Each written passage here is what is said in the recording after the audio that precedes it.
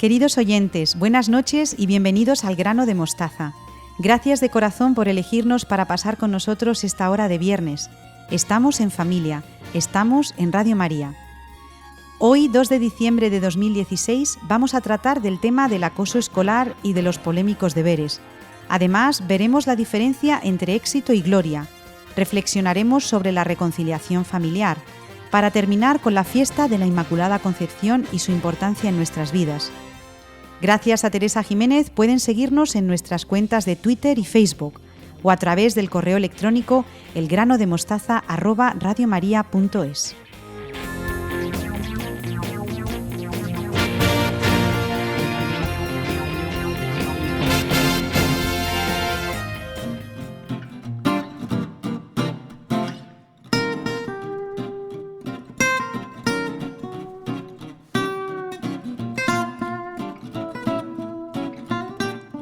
Empezamos nuestro programa número 14 y lo hacemos con Otros Ojos, la sección de Beatriz Hormigos. Buenas noches, Beatriz. Buenas noches, Ana, y buenas noches a todos los oyentes de Radio María. Este mes os traigo una película dirigida por Juan Antonio Bayona, director de películas como El Orfanato o Lo Imposible. La película se llama Un monstruo viene a verme y está basada en la novela homónima de Patrick Ness. Nos narra la historia de Connor, un niño de 12 años que vive una situación desesperada. Que le trastoca todos los ámbitos de su vida. En casa cuida él solo de una madre enferma de cáncer y en el colegio sufre acoso escolar. Una noche un monstruo viene a verle y no voy a contar nada más para no desvelar nada y animar a nuestros oyentes que vayan al cine a ver la película porque merece la pena. ¿Y a ti, Beatriz, te ha gustado la película? ¿Qué es lo que más te ha llamado la atención? Me han gustado muchas cosas. Me ha gustado mucho cómo está contada la historia, que está contada desde el punto de vista del niño. Me gustaría también resaltar el trabajo gráfico. Hay ciertos momentos en los que el monstruo cuenta unos cuentos a Connor y las ilustraciones son impresionantes.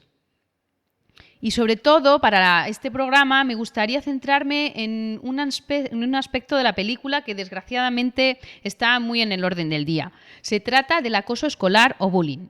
Se refiere a todas esas formas de actitudes agresivas, intencionadas y repetidas que ocurren sin motivación evidente, adoptadas por uno o más estudiantes contra uno u otros. ¿Y cómo se trata este tema en la película, Beatriz? Pues mira, en la película aparece de esta manera, Ana. El protagonista es un niño introvertido que está siempre en su mundo. Y fíjate, más ahora que su madre sufre una gran enfermedad. Es agredido físicamente por una panda de niños que le golpean y le insultan a la salida de la escuela. Se ve cómo el protagonista calla y sufre en silencio el acoso. Hay una escena muy dura en la película en la que un grupo de compañeros acorralan a Connor en un sitio apartado del patio y le pegan sin parar. La mirada del actor y su pasividad ante la agresión no deja a nadie indiferente. ¿Y qué podemos hacer si creemos que alguien cercano a nosotros sufre acoso escolar, Beatriz? Pues Ana, me gustaría dar unas pautas a los padres y educadores para poder detectar y actuar en el caso de que nuestros hijos sufran acoso. Yo lo primero de todo diría que hay que escuchar atentamente a nuestros hijos. Sí que es verdad, Ana, que normalmente estos niños cuando les ocurre esto no suelen hablar.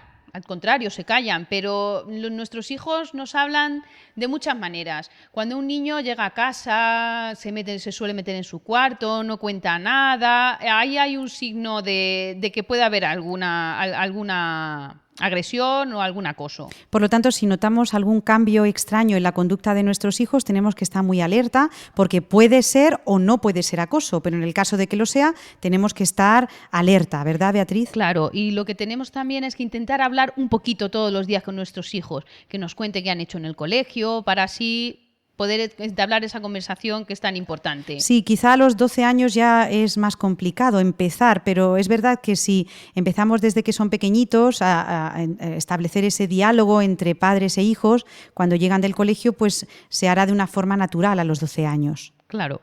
Hay que preguntarle con calma cómo él ha actuado hasta ahora para solucionar este problema. No hay que decirle qué es lo que tiene que hacer, sino lo que tenemos que buscar es poder hablar con nuestro hijo y poderle aconsejar que vaya a la escuela, que hable con el profesor. No tiene por qué ser con el tutor, sino con el que más él tenga mayor confianza y así, entre la escuela, y la familia poder llegar a una solución. Por lo tanto, es verdad que no hay que aislar el problema del acoso de donde se ha producido, es decir, en la escuela. Es decir, que le podemos ayudar en casa, pero tenemos que trasladar el problema a donde en realidad está, que es en la escuela. Por lo tanto, escuela y familia tienen que ir al unísono, ¿verdad, Por supuesto, Beatriz? Ana, porque además la escuela siempre tiene un protocolo de actuación que pone en marcha cuando tenemos un problema de este tipo. Por lo tanto, sabemos que la escuela va a actuar de una manera racional cuando se detecte este tipo de problema. Racional e institucional. Ahí está. Hay que aconsejar que nuestros hijos dejen en casa objetos muy valiosos, como los móviles, cierta ropa o ciertas mochilas que sean muy caras, porque esto le puede acarrear conflicto. Muy bien, Beatriz. Y una vez que estamos alerta, que hemos hablado con nuestro hijo, que hemos hablado con la escuela, ¿nos podrías dar alguna pauta de lo que nunca debemos hacer si pensamos que nuestro hijo está siendo acosado? Sí, nunca debemos decir que ignore el acoso. Eso nunca. No lo debemos tampoco culpar por el acoso.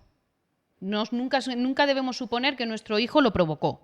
No hay que amenazarlo con represalias en caso de que no se defienda, eso tampoco. Y nunca hay que decirle qué es lo que tiene que hacer. Lo que tenemos que hacer es hablar con él y buscar juntos soluciones en la familia y en la escuela. Y los padres no deben volverse acosador del acosador. O sea, no puede decir, pues no te preocupes, hijo, yo voy, le pego por ti. No, eso nunca tampoco.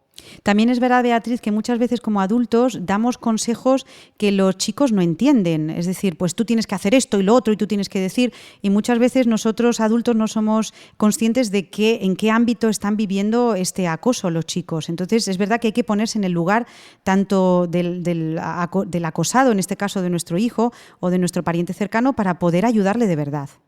Y también, y muy importante, que esto lo hacen muchas veces los padres, es no meterse ni malmeter con otros padres contra el acosador.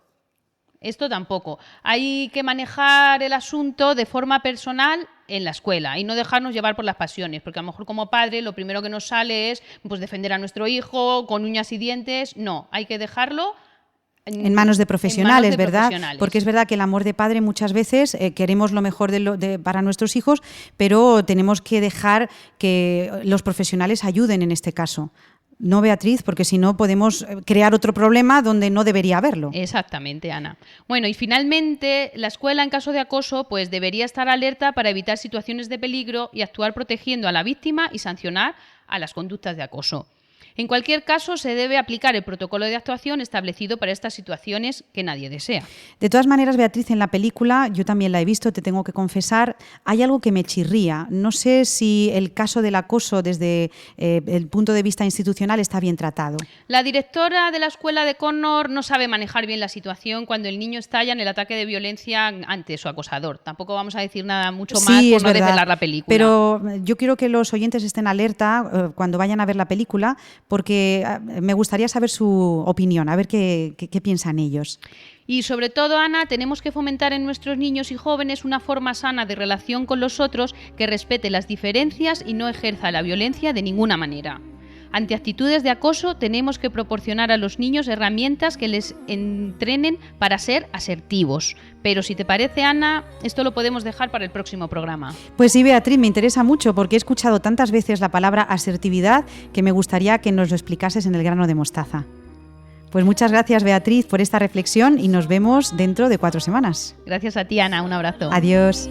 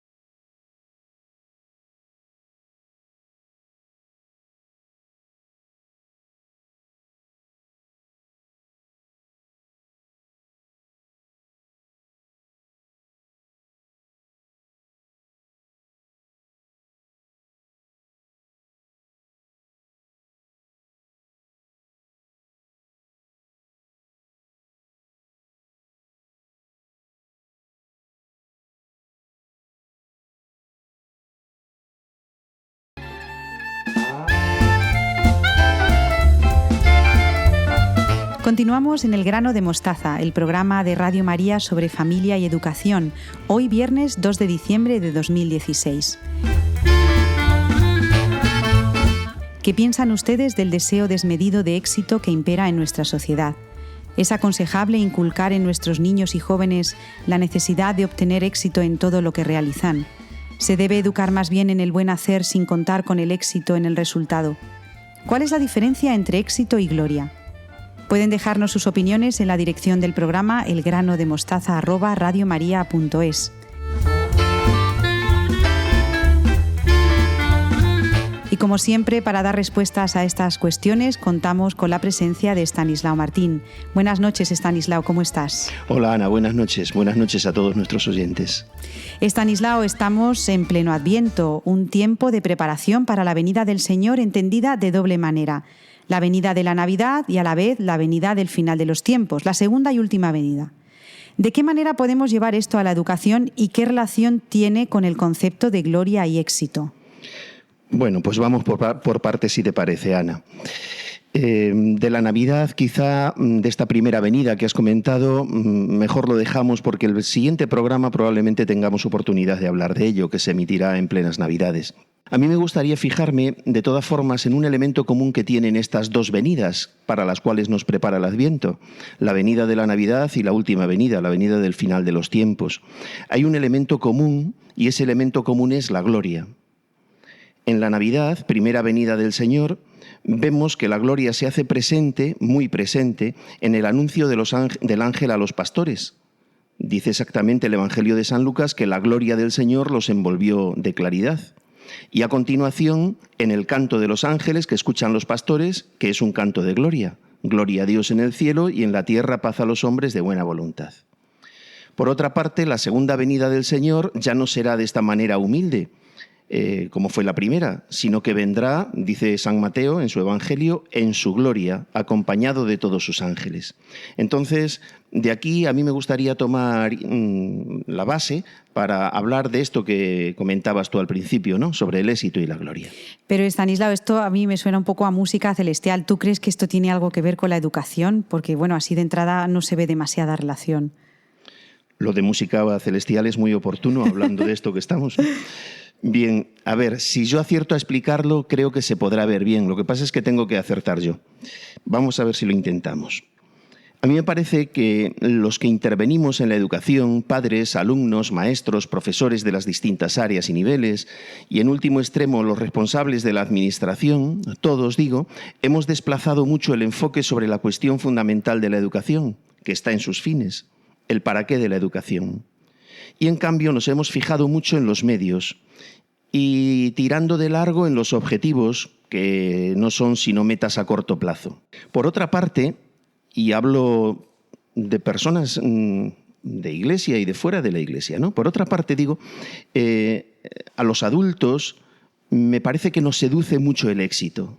Tenemos mucha sed de éxitos y esto unas veces directamente y otras veces no tan abiertamente se lo transmitimos a los chicos.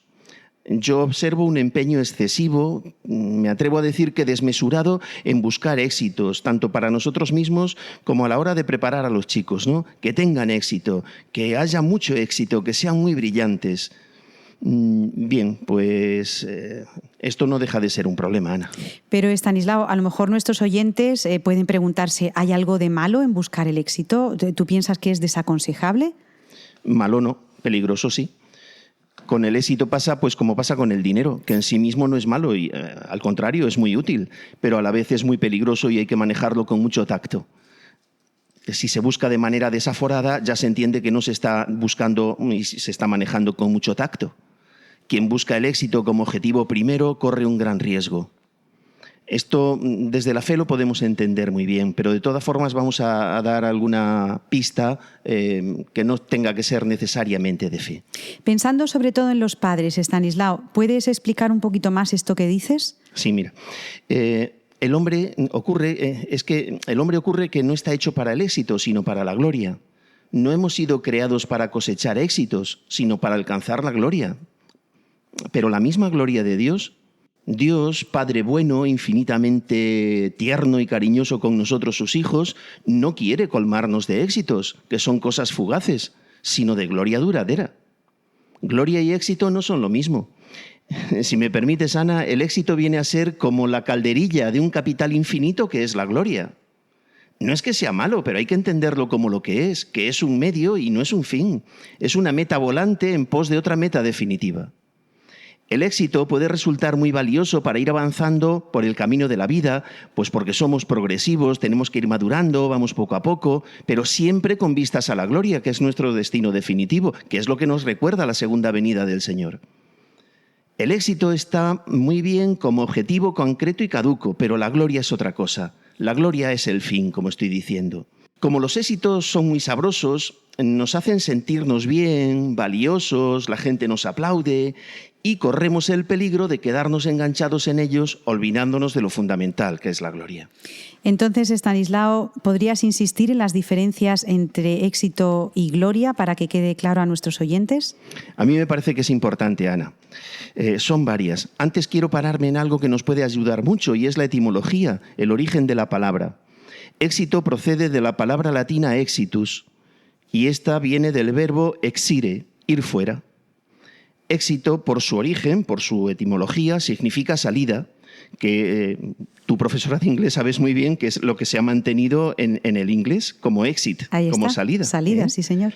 Pues bien, este origen nos está diciendo que quien vive para el éxito, quien no vive sino pendiente del éxito, se mueve necesariamente hacia afuera de sí mismo.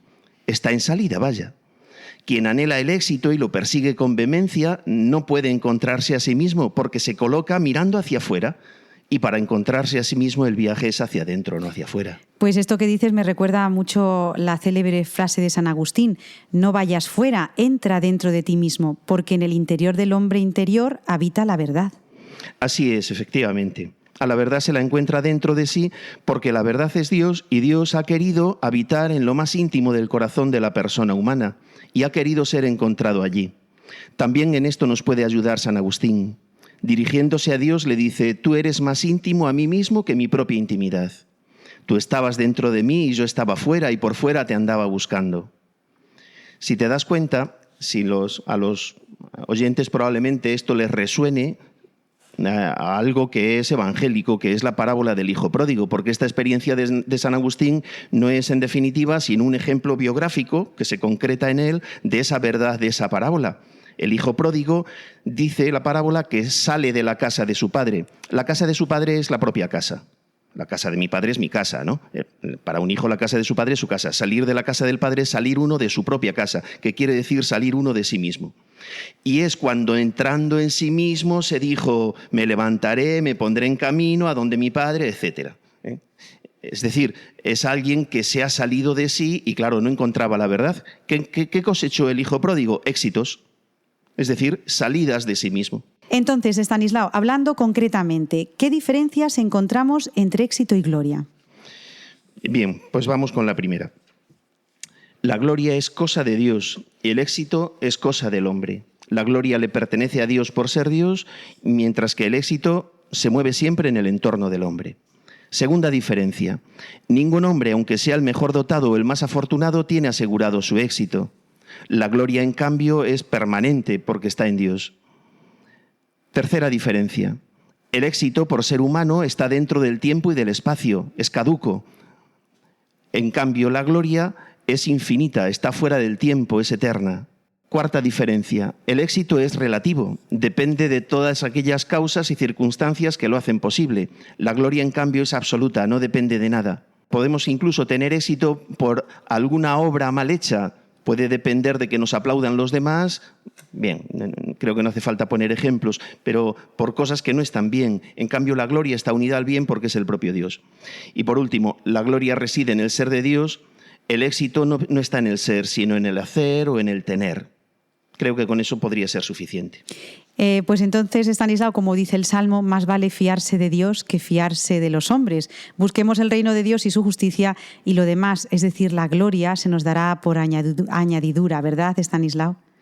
Así lo esperamos, así lo creemos. Bueno, pues muchísimas gracias por esta disertación casi filosófica sobre el éxito y la gloria. Todos aquellos oyentes que quieran ponerse en contacto con nosotros, por favor, escríbanos un correo a la dirección elgranodemostaza@radiomaria.es. Pues muchísimas gracias, Estanislao, y nos vemos casi a final de año. Pues así es, así lo esperamos, ¿no? Sí, gracias, adiós. A pasar bien este tiempo. Adiós, bien. adiós. Gracias.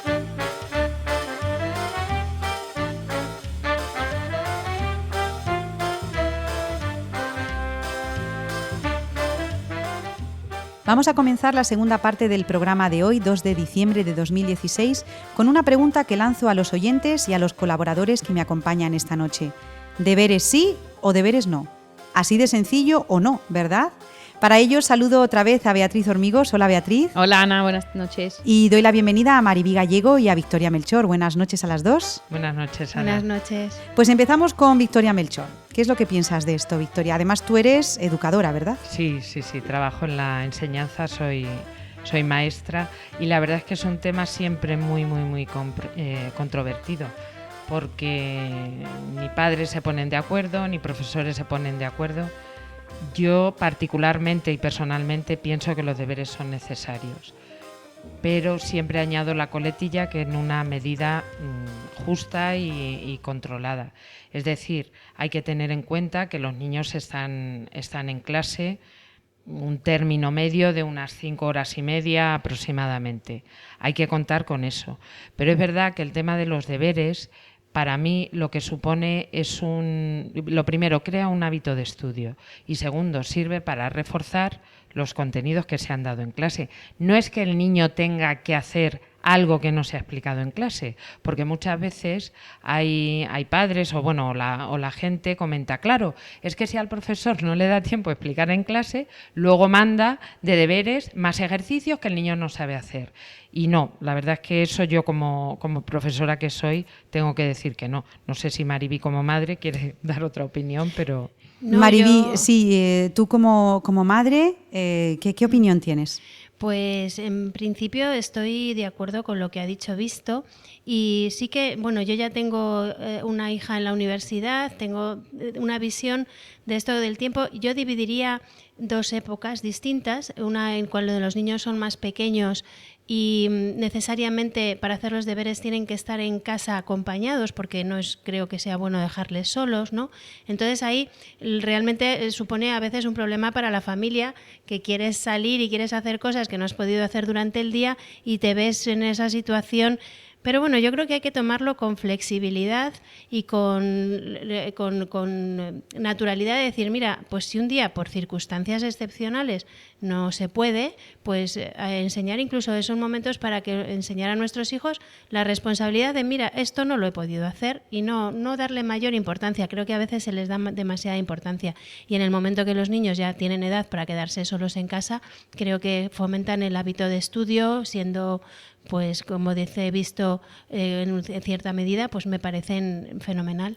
Pero es verdad, Maribí, que muchos padres sienten como la obligación de que los niños lleven los deberes perfectos y es verdad que muchas veces los padres se cargan con esa responsabilidad y vemos a padres haciendo láminas de dibujo, haciendo las divisiones, las tareas... Y entonces, ¿cómo podemos encontrar el equilibrio entre esas dos realidades? Pues yo sinceramente creo que vivimos en un momento en el que creemos que nuestros hijos se frustran por cualquier tontería y en principio yo diría que la frustración canalizada y medida tiene cierto valor. Tenemos que dejar que nuestros hijos se frustren sin darle un carácter exagerado que no hay y que aprendan a ser responsables de sus cosas.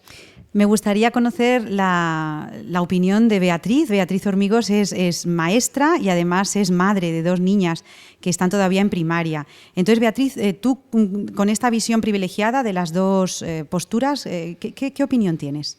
Pues mira, yo la opinión que tengo es que los deberes son necesarios, como ha dicho Victoria, y como ha dicho Maribí. Y también, pero que no haya muchísima cantidad de deberes. Vamos, me explico. Los deberes deben utilizarse para reforzar lo que se ha dado en clase. Nunca un profesor, vamos, lo decimos nosotros que somos profesores, se manda a casa algo que no se ha explicado.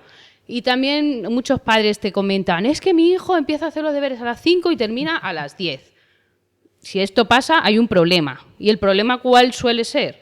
Pues que los niños tardan tanto tiempo porque no son capaces de centrarse, no son capaces de sentarse. Si un niño se sienta, la tarea que le tienes que mandar para casa es que en media hora, 3/4 esté hecha, aparte del estudio, que eso luego ya es otro nivel que según va pasando pues necesita más horas de estudio.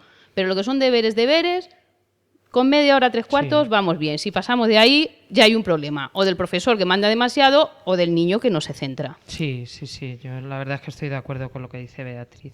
Victoria, dicen, una de las quejas que tienen los padres hoy en día es que hay falta de coordinación entre los profesores de las distintas áreas, que a lo mejor si se coordinaran mejor estarían pues más equilibrados los deberes. E incluso yo he oído también que si un día se dedicara a las matemáticas, otro día a la lengua, otro día... ¿Tú cómo lo ves esto, Victoria? Pues mira, yo que trabajo en un centro escolar te puedo decir que por lo menos en nuestro centro la tutora coordina con los demás profesores no tanto la cantidad, sino los deberes que se van a poner.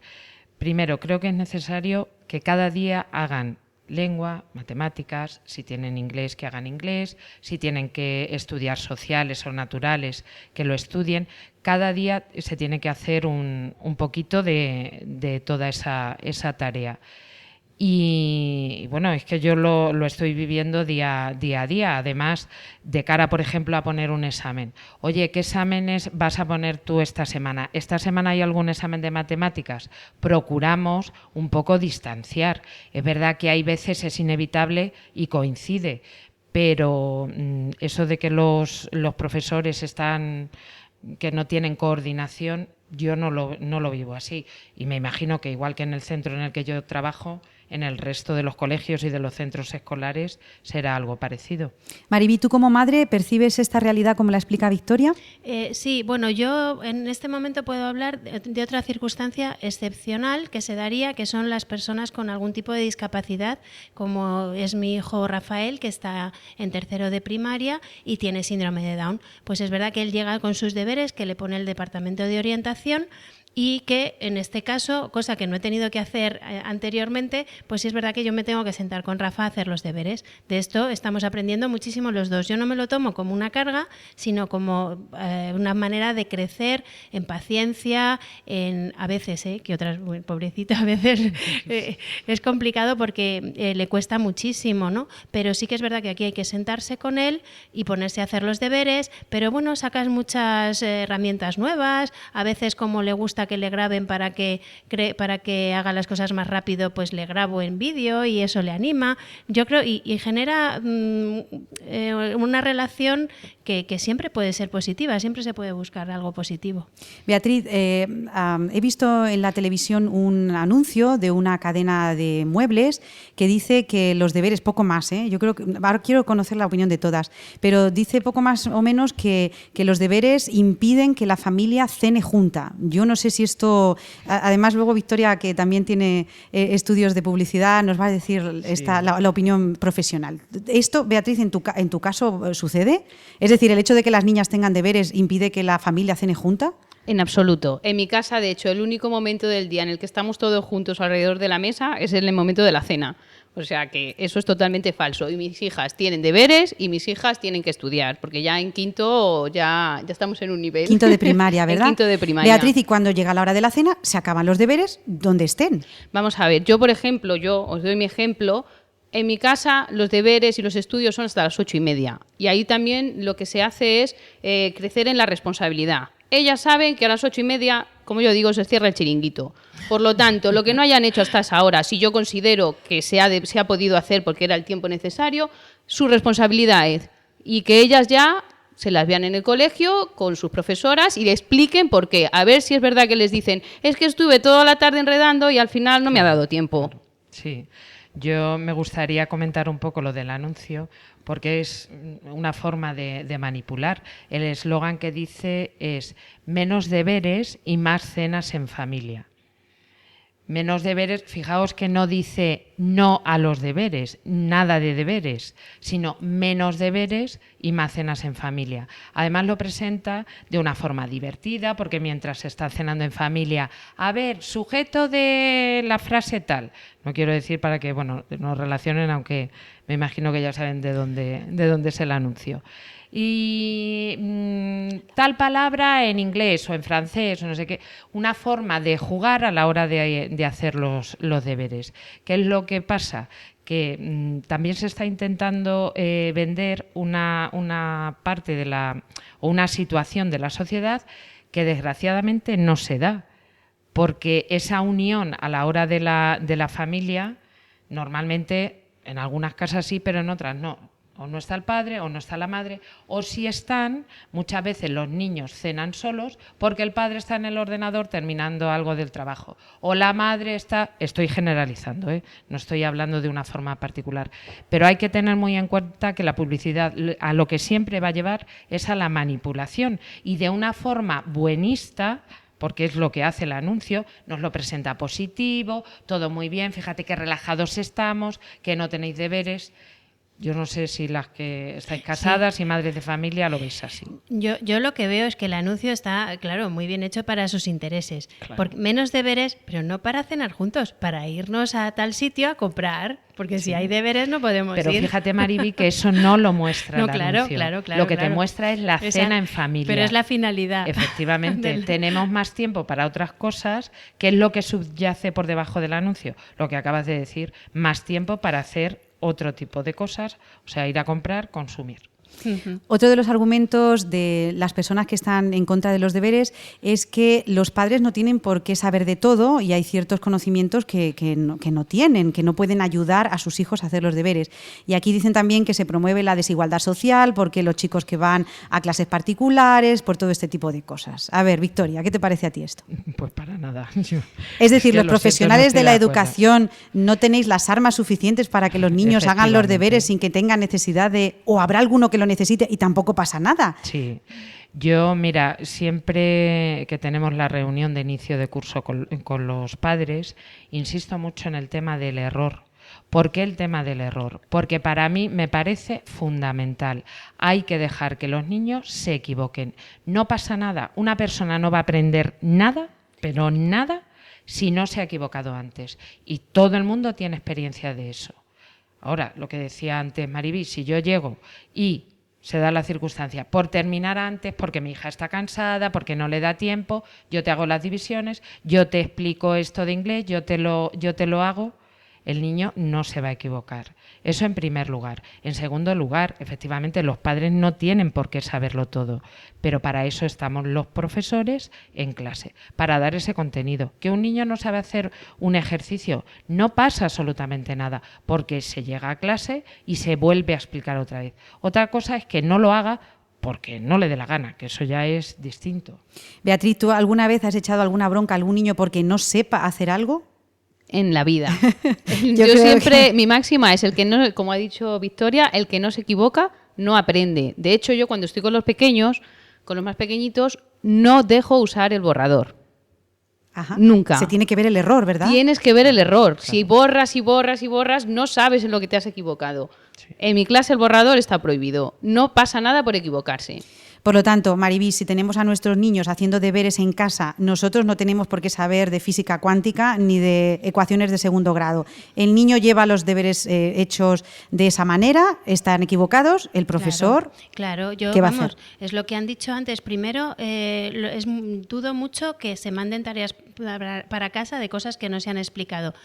Incluso en el supuesto caso, que tampoco pasaría nada, de que haga la opción de miraros esto para que mañana, para que os equivoquéis, veáis hasta que no llegáis, para que yo mañana cuando llegue os explique y se os abra un poco esta capacidad nuestra tan maravillosa de conocer, pues tampoco sería en alguna ocasión un mal método. Lo que pasa es que los padres creo que les dejamos a los niños que nos tomen un poco el pelo y ñoñean con nosotros. A ver, entenderme que tampoco habrá circunstancias y circunstancias. Ya os digo que yo precisamente conozco la de Rafa, que es excepcional.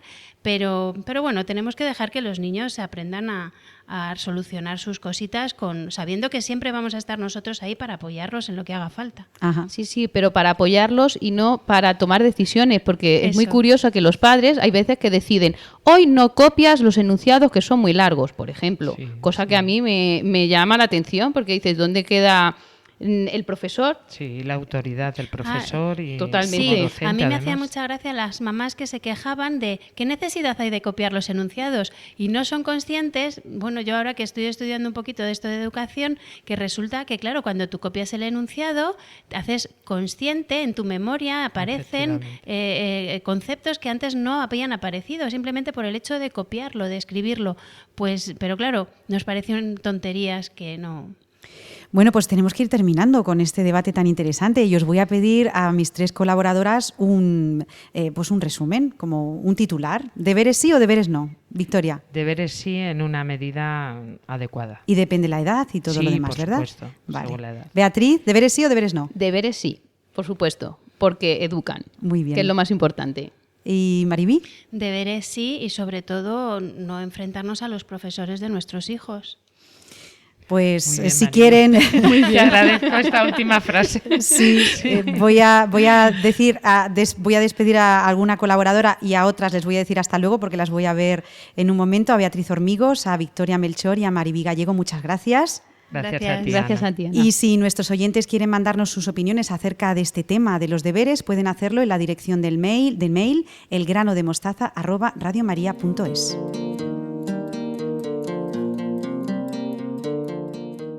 El grano de mostaza. Estamos en familia en Radio María y en familia continuamos con Maribí Gallego. Te saludo de nuevo, Maribí. Aquí otra vez, Ana, dando gracias a Dios por compartir estos momentos contigo y con los oyentes de Radio María. Después del debate sobre los deberes, vamos a abordar el tema de la reconciliación familiar. Cuéntanos. Sí, mira, hace tiempo que Nacho y yo queríamos hablar de este tema, de la reconciliación, y unido a ella también otro tema que es la necesidad de enfrentarnos a nuestros engaños y falsas expectativas. Me da pie el Papa con una frase que dijo en la clausura del Año de la Misericordia, que dice que hay que pedir la gracia de no cerrar nunca la puerta de la reconciliación y del perdón y de saber ir más allá del mal y de las divergencias, abriendo cualquier posible vía de esperanza. Esto es la reconciliación y da para mucho, pero en este programa nos vamos a referir a la reconciliación entre iguales, entre hermanos que somos hijos de un mismo Dios. Por lo tanto, hoy no tratamos del sacramento de la reconciliación, aunque es fundamental, ¿verdad, Maribí? Eso es, claro. Concretamente nos vamos a centrar hoy en la reconciliación matrimonial. De esta reconciliación pueden partir el resto de reconciliaciones familiares y, por supuesto, el sacramento nunca está de más. Hoy estamos muy etimológicos, porque Estanislao Martín también nos ha definido la etimología de éxito y gloria. ¿Y qué te parece si definimos el término reconciliación? Bueno, yo con la acepción de la RAE me sobra ya, no llego yo a tanto, que dice así, la primera acepción de la Real Academia Española de la Lengua. Reconciliar sería volver a las amistades o atraer y acordar los ánimos desunidos. Me ha encantado encontrar la palabra atraer en esta definición, por analogía con la cita evangélica de Juan 12:32, que dice: «Cuando yo sea elevado sobre la tierra, atraeré a todos hacia mí». Puede que aquí esté el secreto de nuestra reconciliación, ¿no? En esta misma atracción hacia Cristo que desde la cruz y con la gracia actúa como un poderoso imán que nos atrae hacia sí. Imagino, Maribí, que hay una relación entre reconciliación, perdón y misericordia, ¿verdad? Sí, así es. La reconciliación tiene sus raíces en la misericordia y consigue generar de nuevo la realidad rota o perdida, mostrando la realidad que se nos ocultaba por el motivo que fuera.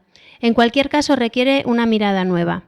En cuanto al perdón, hay autores que defienden que puede haber perdón sin reconciliación, y esto es así porque realmente para la reconciliación hacen falta dos partes, una puede perdonar y la otra no.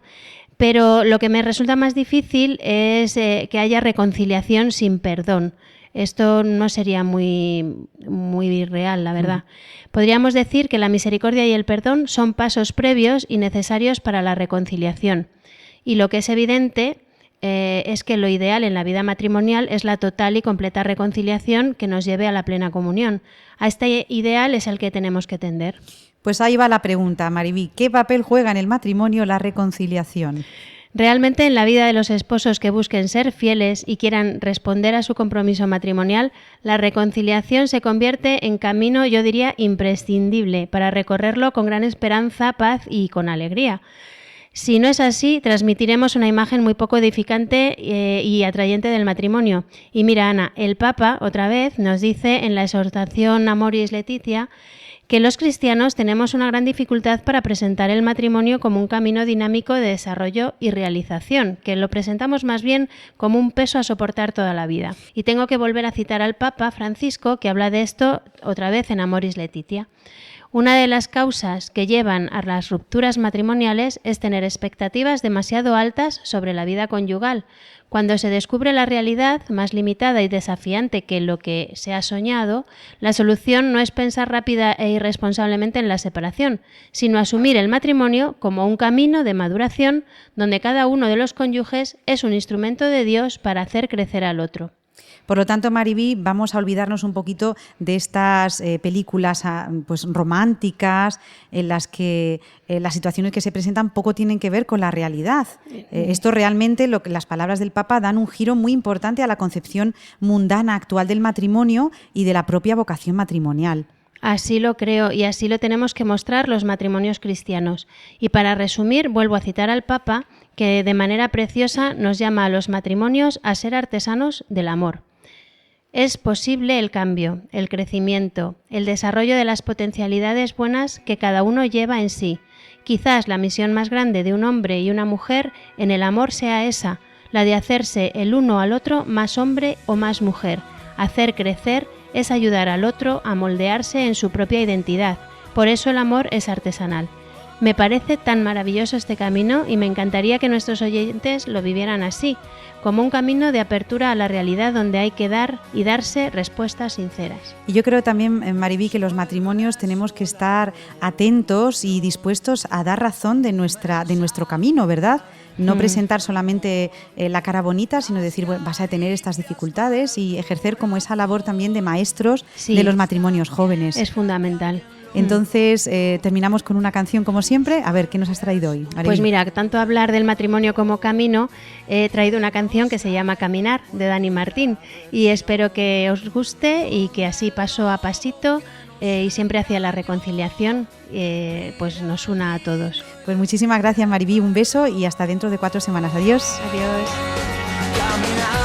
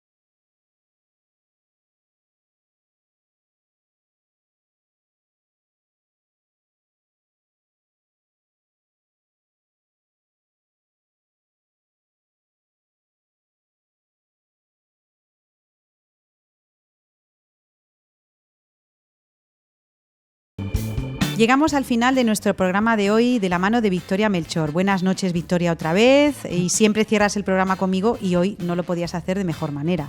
Buenas noches, Ana, de nuevo. Encantada, como siempre, de seguir participando en el programa.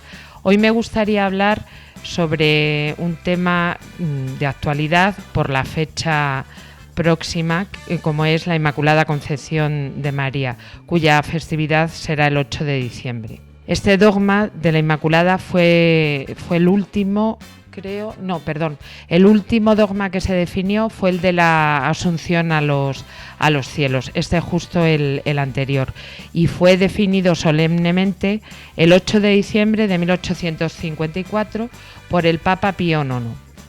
En el dogma se definía que la Virgen María había sido preservada del pecado original en el momento de su concepción.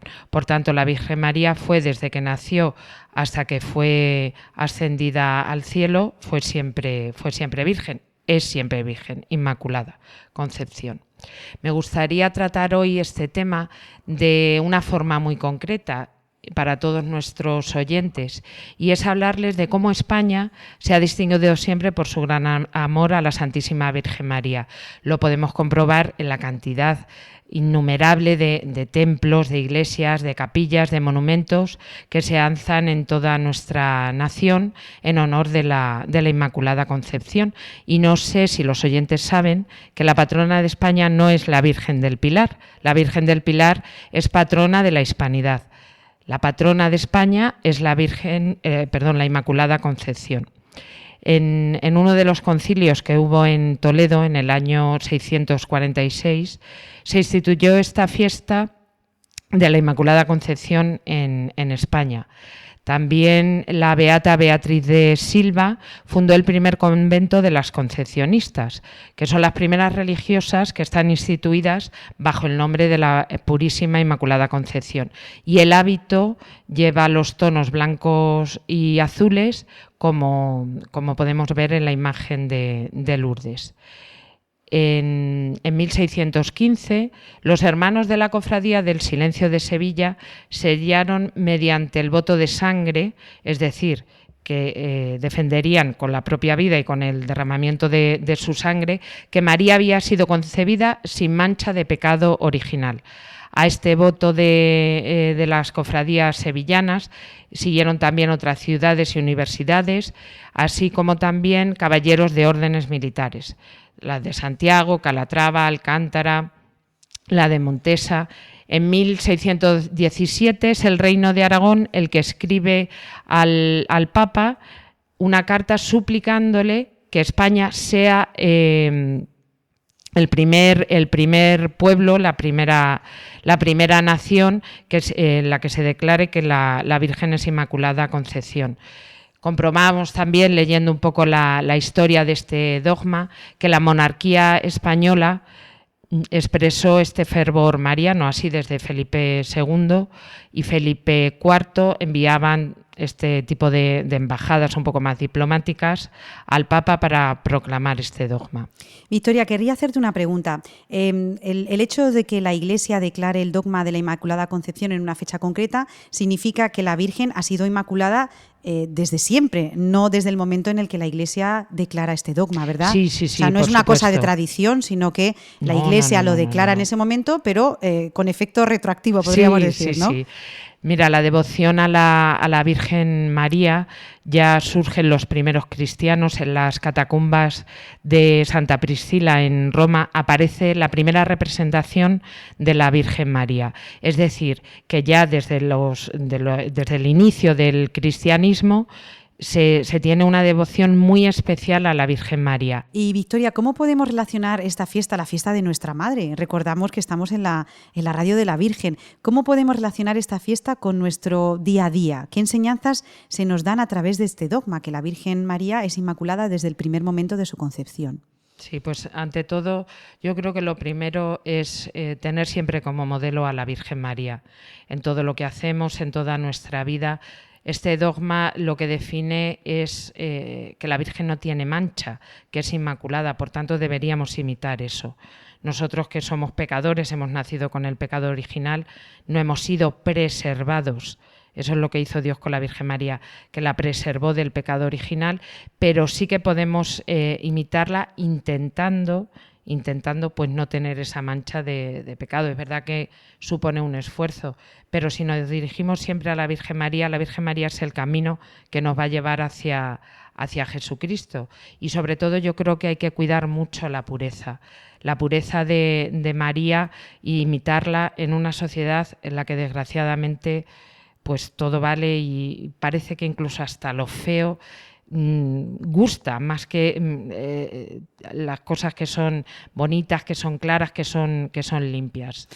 Victoria, dice el dicho popular que las fiestas de los santos se conocen por sus vísperas, y desde Radio María pues tenemos que decir algo a nuestros oyentes, ¿no? Que participen los que puedan ir a las iglesias particulares a honrar a la Virgen María desde la víspera, y si no pueden, pues a través de Radio María, ¿verdad? Sí.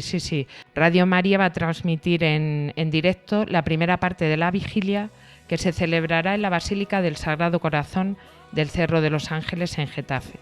Comenzará a las 10 de la noche y se prolongará hasta pasadas las 12. Se celebrará la Eucaristía, que estará presidida por el obispo de Getafe, Monseñor Joaquín María López de Andújar. Pues desde aquí animamos a todos los oyentes de Radio María a que participen de la manera en la que cada uno pueda en este homenaje a la Virgen Inmaculada. Y bueno, Victoria, por la Virgen Inmaculada nosotros decimos siempre... Sí, siempre más y mejor. Siempre más y mejor. Pues lo vamos a intentar... Congregantes que somos. Ahí está, congregantes marianos. Pues muchísimas gracias, Victoria, y nos vemos dentro de un mes. Gracias, Ana. Adiós. Adiós.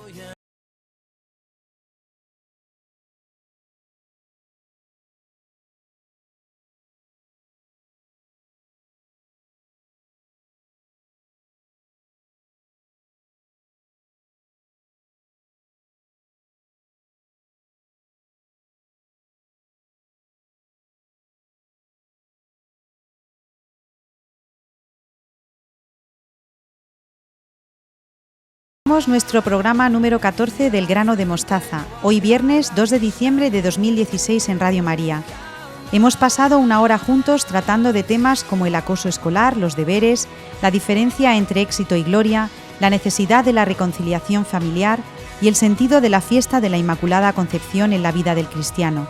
Si lo desean, pueden ponerse en contacto con nosotros en la dirección del programa elgranodemostaza@radiomaria.es. Muchas gracias por habernos elegido y esperamos volver a contar con todos ustedes dentro de un mes, el próximo 30 de diciembre de 2016. Adiós.